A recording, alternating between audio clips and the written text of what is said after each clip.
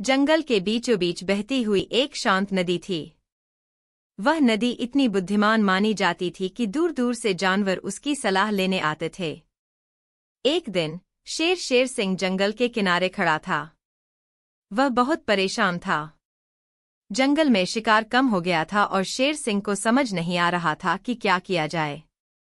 तभी पेड़ से चिंपैंजी चंपा झूलती हुई नीचे आई। शेर सिंह जी, आप इतने परेशान क्यों दिख रहे हैं? उसने पूछा। शेर सिंह ने उसे अपनी परेशानी बताई। चंपा ने कहा, चलिए नदी माता से सलाह लेते हैं। वे दोनों नदी के किनारे पहुंचे। वहां पहले से ही गोरिल्ला गुरु गंभीर मुद्रा में बैठा हुआ था। गुरु को भी किसी मुसीबत का सामना करना पड़ रहा था।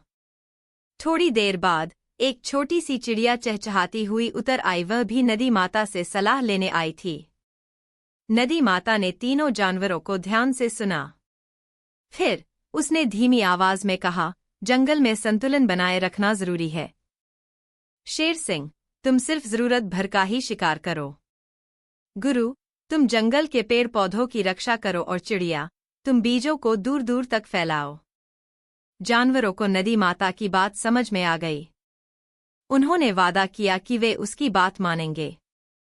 नदी माता की सलाह से जंगल में फिर से संतुलन स्थापित हो गया और सभी जानवर खुशी से रहने लगे।